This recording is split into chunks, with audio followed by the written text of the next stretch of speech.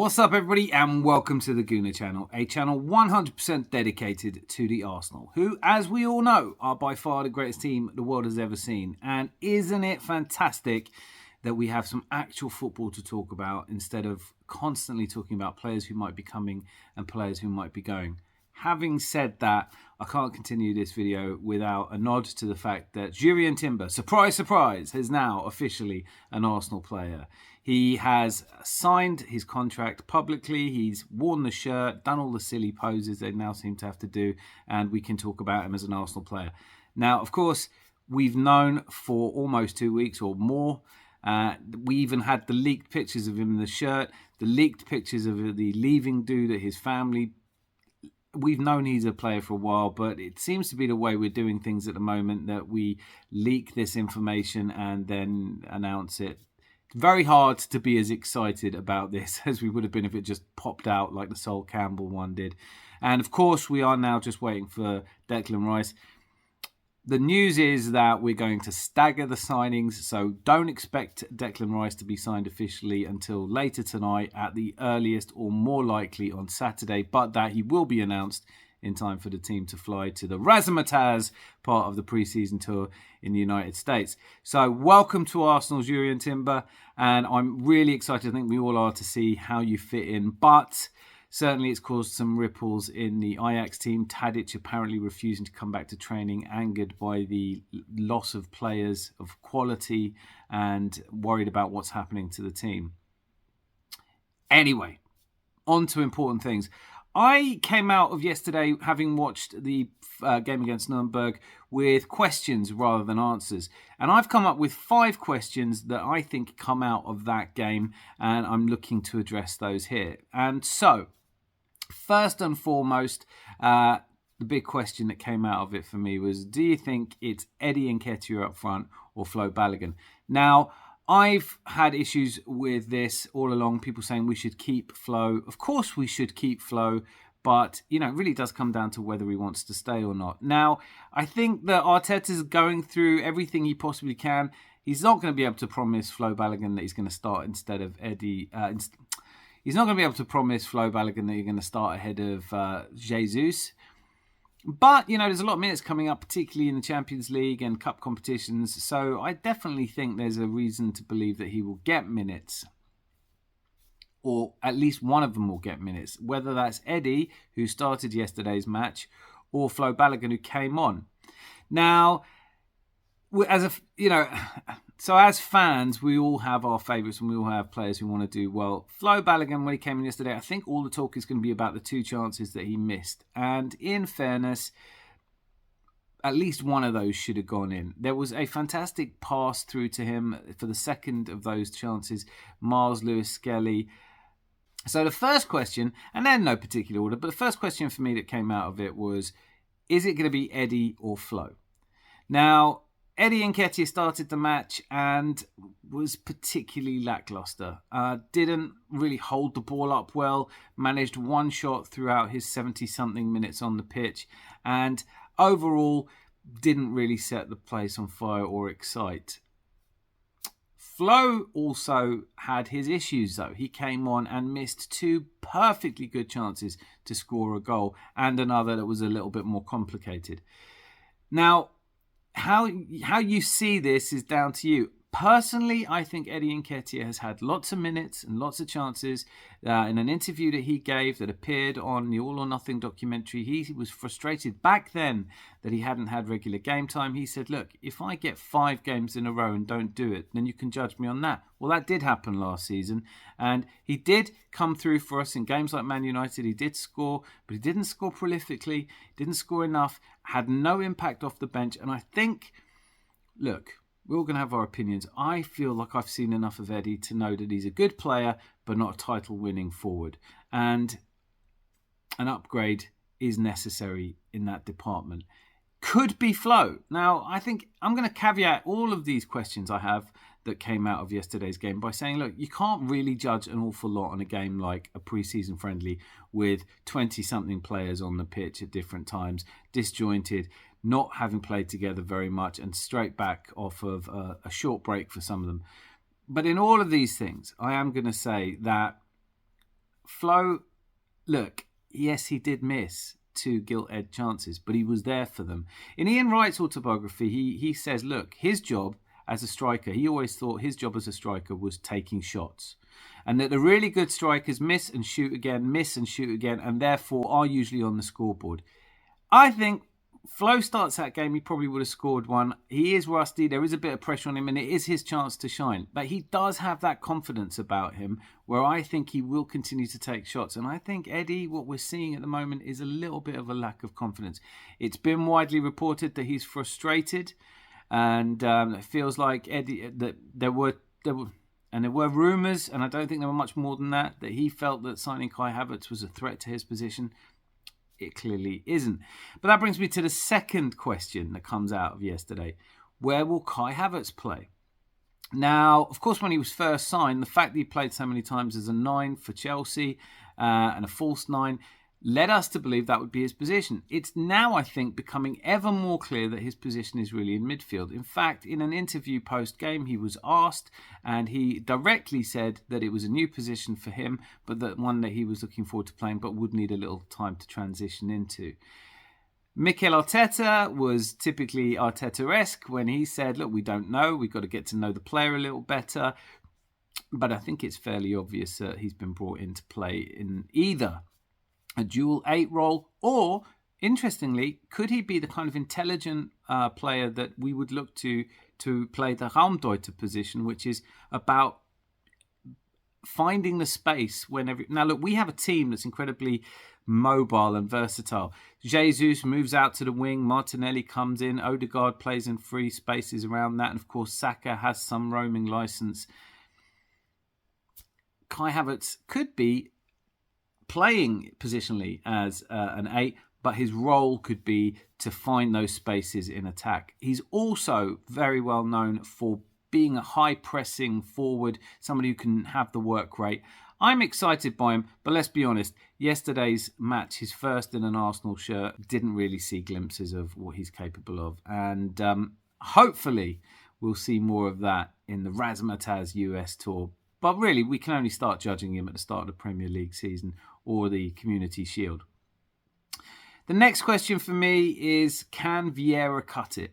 And I think that found it really interesting that Arteta was shown on the Arsenal channel berating Vieira in the training session.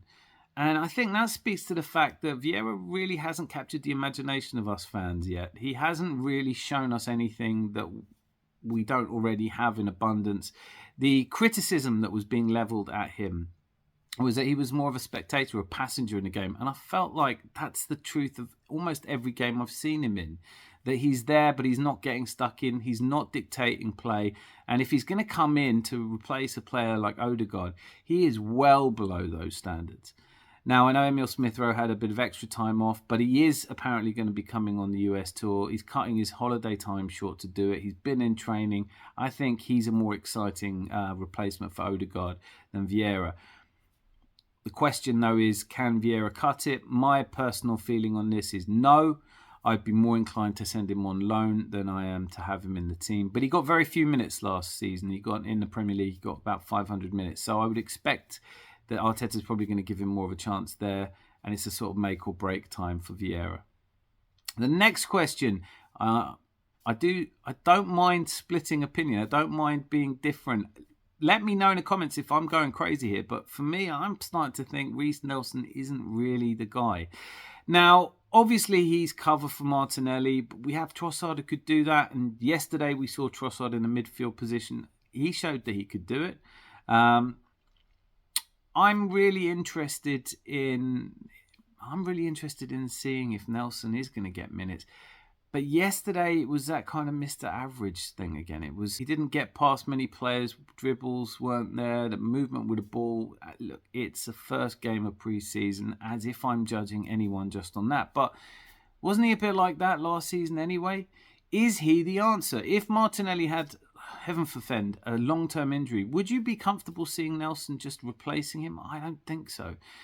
I think the real answer here would be that we don't have significant cover for Saka or for Martinelli.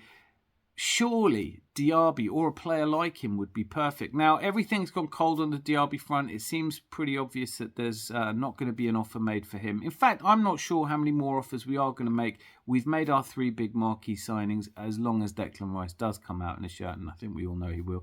We've made our big 3 marquee signings. Perhaps some peripheral signings around that still possible late into the transfer window. But I don't see a lot of speculation around Diaby or Xavi Simons anymore, and it looks like Simons is staying at PSV. But a player that has the versatility to play on either wing would be would put my mind at rest. I don't think Nelson's the left-sided attacking player that, again, takes us to that next level. Finally, can Kivior replace Zinchenko? Now, Zinchenko took a knock, Odegaard took a knock. They're not thought to be serious. Hopefully, we do get to see them in pre-season friendlies. But no one's taking any chances with our players at the moment, and nor should they. We saw a little bit of Kivior in that sort of left-back position last season, which was a surprise.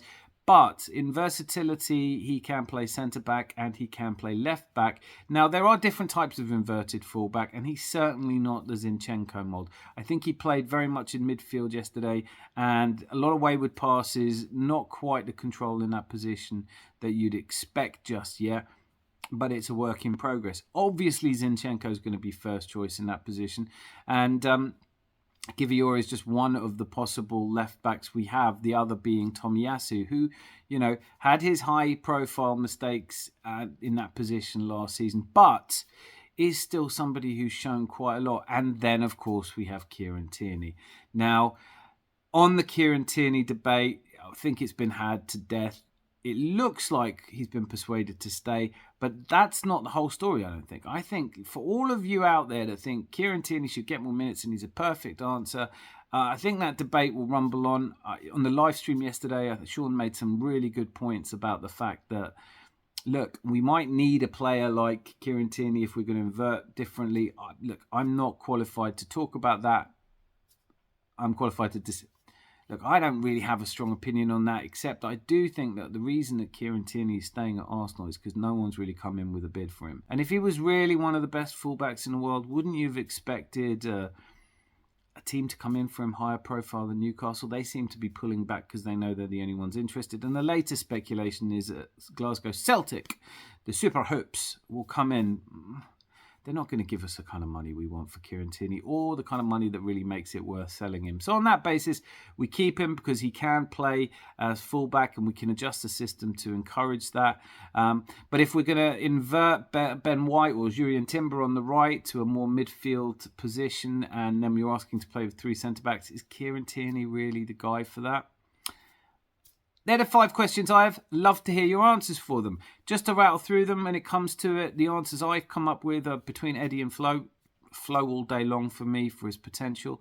Where will Kai Havertz play? Yeah, he's going to play in midfield, I think, and his role when that is going to be a more free role than Odegaard would have on the other side, but that we could well be looking at 2 8s. So, bit of an on the fence answer, but midfield certainly. Can Vieira cut it? Nope, I don't think he can.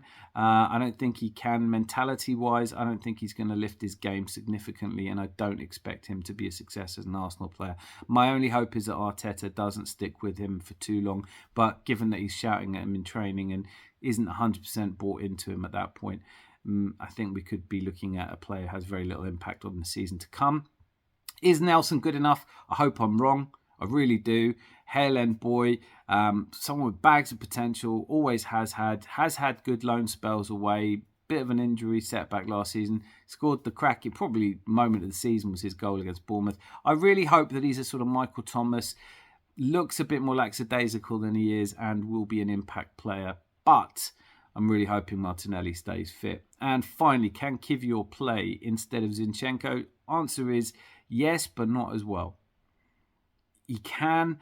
I think he needs a season more to really understand that role and what's expected of him. But it's really, I think, eminently possible that he will become good in that role because he does have the qualities as a defensive inverted midfielder rather than, I think, the creative one that he was being tried out in yesterday. As ever, There's no point in me doing this if you don't come back and agree or disagree in the comments. So do that right now. Don't delay, because if you put it off, you will never get round to it. You'll watch loads of other. You go down the rabbit hole on YouTube, and before you know it, you're watching another video and commenting on that. Can't have that. Do it on this one right now. Remember, I don't want you to subscribe unless you're prepared to come back and watch other videos that I publish. And I do publish almost every single day. And finally, I just want to say a massive thank you. It's been really encouraging, the level of subscribers, the level of comments and the likes. It means a huge amount to me. That's in fact the only reason I do this. So please continue to do that. If you don't like anything I've done, click the down. If you don't like anything I've done enough to get angry and have a confrontational discussion with me, please do so in the comments. Apart from that, until I see you again, be lucky and lots of love.